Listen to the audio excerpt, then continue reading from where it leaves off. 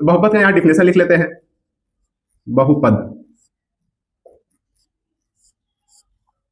बहुपद का डिफिनेशन होता है ऐसा बीजीय व्यंजक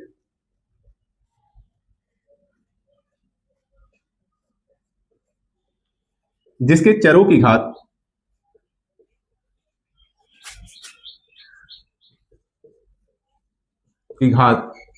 क्या हो, धनात्मक हो। क्या हो, धनात्मक हो, याद रखिएगा।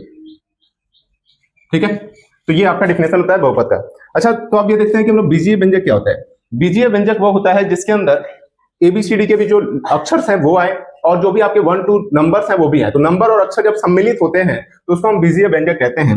जैसे एग्जांपल में अगर हम देखें तो हमें क्या मिलेगा, जैसे 3x या फिर 5x + 4y या फिर 9x² + 3x + 4, है ना। ऐसे ये सारे क्या है, हमारे बीजीय व्यंजक हैं। अब इन बीजीय व्यंजक में हमें चर देखना है। क्या देखना है,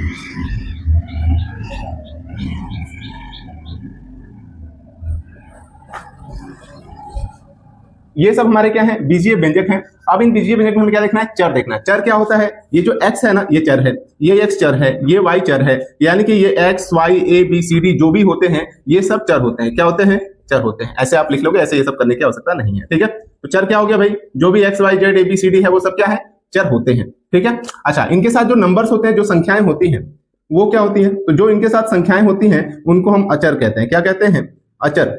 ठीक है, अच्छा, चर इसको कहते हैं। तो चर का जो मान है वो परिवर्तित हो सकता है, 1 भी हो सकता है, 2 भी हो सकता है, 3 भी होता है, मतलब कुछ भी हो सकता है। लेकिन अचर तो हमारा फिक्स है ना, अचर हमारा फिक्स होता है। ठीक है, इतना क्लियर है। चलिए आगे की तरफ देखते हैं। तो हमने देख लिया बीजीय व्यंजक क्या होता है, फिर हमने देख लिया चर क्या होता है। देखिए, किसी का भी जो घात है, ये घात दिख रहा है, ये घात जो है सबका धनात्मक है। जिसके ऊपर कुछ नहीं होता उसके ऊपर 1 घात होता है। इतना क्लियर है। चलिए आगे हम बढ़ते हैं। चर और अचर हमने देख लिया। इसके साथ साथ हमारे पद होते हैं। जैसे ये एक पद है, इसके अंदर 1 और 2 पद हैं। कितने पद हैं, 2 पद हैं। ठीक है, इसके अंदर कितने पद हैं, 1 2 और 3 पद हैं। कितने पद हैं, 3 पद हैं। तो इसको इन्हीं पदों के अनुसार हमारे बहुपद को 3 भागों में, कई भागों में बांट सकते हैं, लेकिन यहां पे हम लिख सकते हैं एक पदीय। अगर एक पद है तो एक पदीय बोलेंगे, 2 पद है तो द्विपदीय बोलेंगे, ठीक है, 3 पद है तो त्रिपदीय बोलेंगे, 4 है तो चौपदीय बोलते हैं। बट हम लोग 3 तक ही लगभग देखते हैं। ठीक है, लेकिन अगर एक पद है तो भी बहुपद, 2 है तो भी बहुपद, 3 है तो भी बहुपद, 3 से ज्यादा है तो भी बहुपद ही कहलाएंगे। ठीक है, जैसे एग्जांपल में आप लिख लीजिए 3x, यहां पे लिख लीजिए, इसमें लिख लीजिए 5x + 4y, इसके पास 2 पद है। इसमें लिख लीजिए 9x² + 3x + 4, ये 3 पद हो गए। 4 पद वाले भी हम लोग लिख सकते हैं।